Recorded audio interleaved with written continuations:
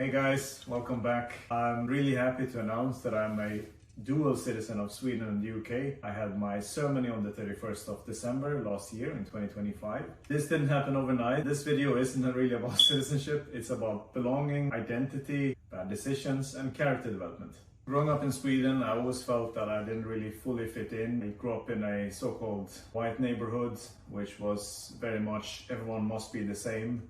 Being of Scandinavian and being of North African origin, Muslim and Christian household in a neighborhood where everyone was white, Christian and Swedish. I always felt that being mixed was a disadvantage. Then I came to the UK, and here you could be proud of being both British and be proud of where you came from.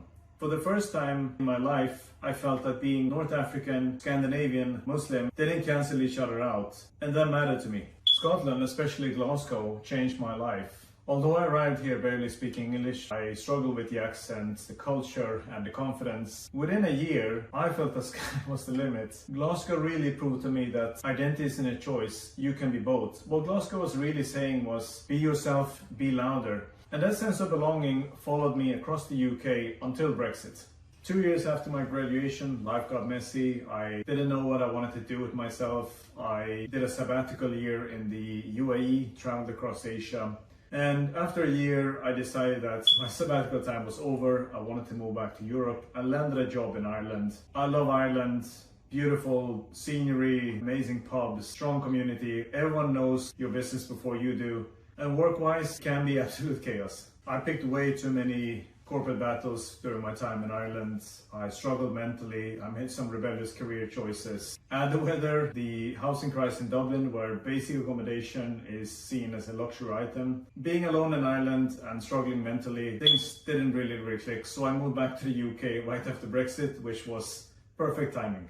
The country felt different. It was more divided, it was more hostile. Suddenly, Europeans like myself were questioning our future. We were also asked to apply for permission to stay in a country that we felt that we've helped build.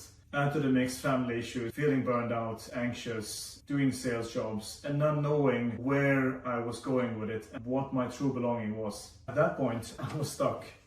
They didn't want to go back to Sweden, they didn't feel welcome in the UK, they didn't know who I was becoming. That limbo messed with my mental health and I nearly left.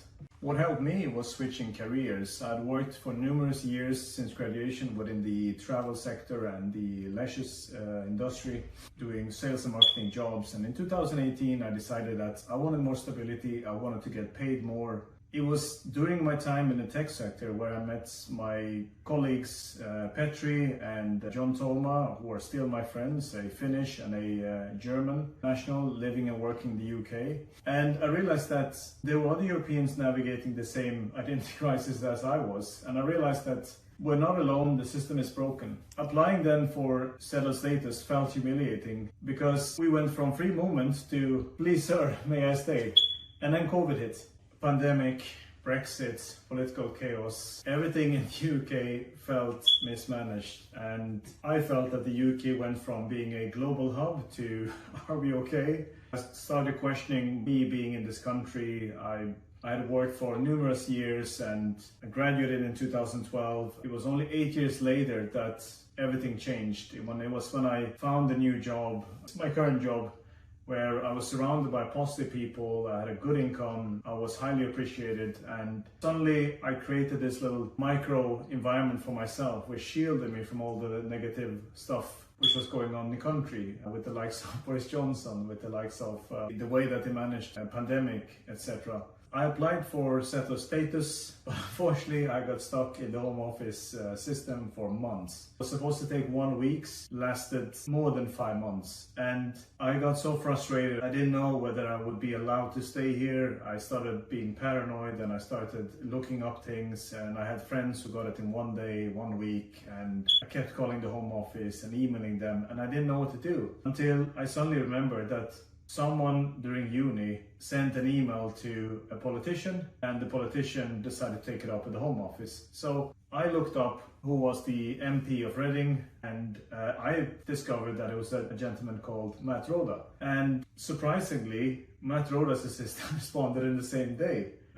Having had very little belief and confidence in the current regime, etc., and other politicians in this country. I was surprised and I was happy. To be honest, Matt Roda, if you're watching this, I want to say to you, thank you so much for that. It meant so much to me that one person like yourself would just decide to take up the matter on your own, and you email the Home Office, and within 10 days, I got myself a status. That moment mattered to me. That moment was huge for me. It meant to me more than anything. It meant security. It meant that I had a choice to be here on equal terms and be here as much as anyone else, and that I had a future in this country.